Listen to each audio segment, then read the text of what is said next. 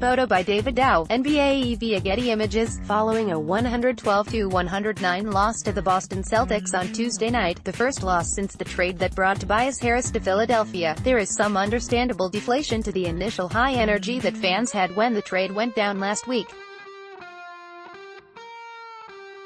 Still, there's no reason for anything less than pure excitement right now. A loss stings, especially to a likely playoff opponent without their biggest star in Kyrie Irving, but fans should be thrilled for the team as they gear up for the All-Star break. The weekend will be fun, of course, with multiple Sixers participating, but the anticipation lies mostly in what will come after the break. It's not to say there isn't more work to be done. There is the loss against the Celtics, who are not at full power, is telling of that. This team is not completely prepped for the playoffs just yet. All things considered, though, the Philadelphia 76ers are positioned well, have been managed properly once the regular season began, and are poised to take their best shot at the Eastern Conference powerhouses, and if all goes well, the Western Conference champion. Consider this is the best shot the Sixers have had at the title since 2001. Some would think that since the team won just 10 games a mere few seasons ago, fans should be excited that the team is merely competitive. That's not how Philly fans operate.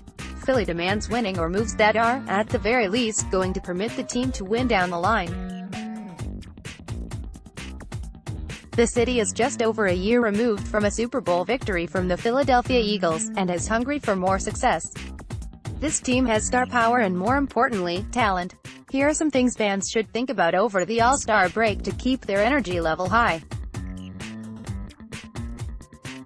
Page 2, photo by Mitchell F. Getty Images. Elton Brand made a big move in going out and getting Tobias Harris a day before the trade deadline.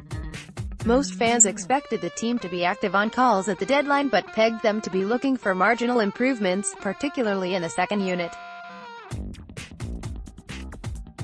To swing for the fences and go for a player like Tobias Harris, who arguably would have been an Eastern Conference All-Star selection, it's very telling as to what the expectations are in the front office. It was a statement move. Elton Brand and Josh Harris have made it clear that they want to win a title now. As Brand said as well, the window is now, the timeline has advanced and the expectations have been set. The trade of Markelle Fultz, a player that the team previously may have thought they had more patience to devote to, signals that as well.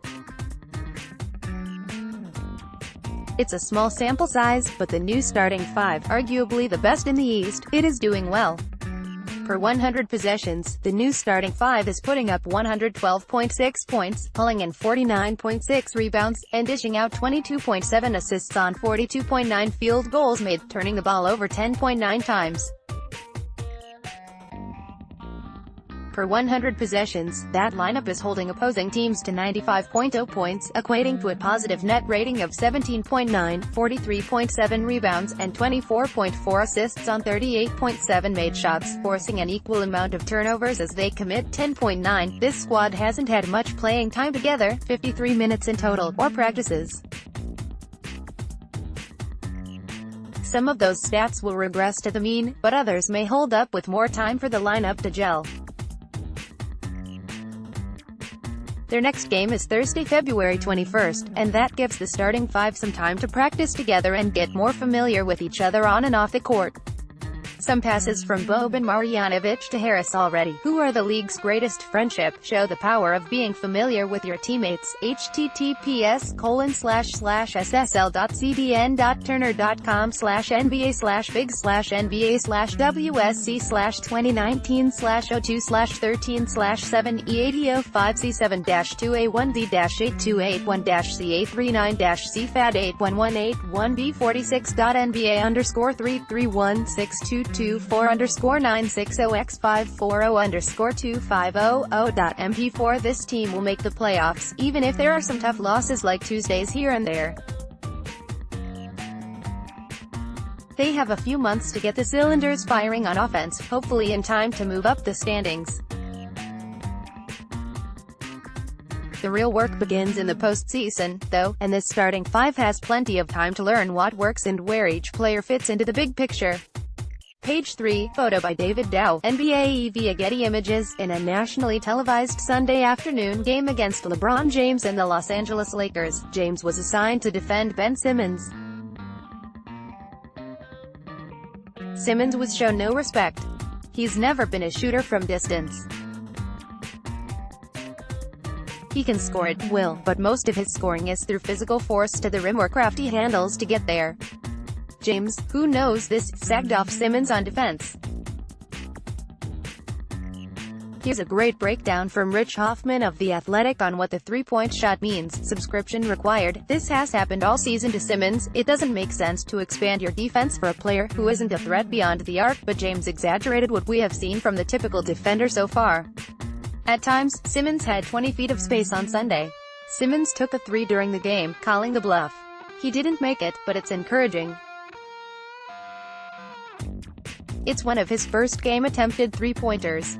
It may seem small, but it speaks volumes to where he's heading.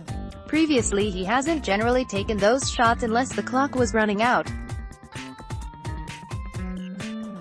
He's obviously worked on his shot in practice. It's one of the only flaws of his game. He'd be foolish to not be spending time on this, and is surrounded by players who have become great shooters or have been shooting well for some time. Harris has not always been an above-average three-point shooter. He gradually worked up from well below average to above 40% throughout his career. Embiid took advantage of a broken foot to work on his upper body and shooting mechanics early in his career, something that elevated his game to a new level and put him on par with other new-age big men in the league. And of course, J.J. Redick is one of the best when it comes to shooting from beyond the arc. Though he's below 40% so far this season, he's been above 40% in the 4 seasons prior. Simmons doesn't need to seek external help from a mentor right now. He's got some arsenal within the organization he can use. It may not be much to watch for this season, but knowing Simmons is looking to add to his arsenal is encouraging.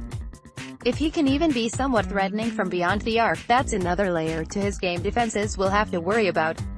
Page 4, photo by Andrew D. Bernstein, NBAE via Getty Images. It's easy to forget about Mike Scott, Jonathan Simmons, and James Ennis III, the three main acquisitions in deadline week not named Tobias Harris. Boban Bogdanovic is a great add as well, but it remains to be seen how useful he will be in the postseason against quick and fast-paced defenses with big men who can stretch the floor. If Joel Embiid's near foul-out on Tuesday night showed us anything, though, it showed that Marjanovic may be called on, even if it's behind the quicker Jonah Bolden, at some points in the playoffs. Scott, Simmons, and Ennis look like they both could be decent three-point shooters who, if they can hit them successfully, will be incredible weapons of depth for head coach Brett Brown to plug into any combination of 3 or 4 other guys. The Sixers have run Jonathan, Simmons, Scott and Ennis together a bit so far, and their presence on the wings has appeared to be helpful. Simmons, so far this season, has not hit three-pointers at the rate that was once projected for him, only hitting 22.9% of them in his time for the Magic so far this season. So far in Philly, he's hit 100% on one attempt. Again, small sample size. Simmons' one three-pointer that he's made so far is from the corner, where he's historically been an okay shooter.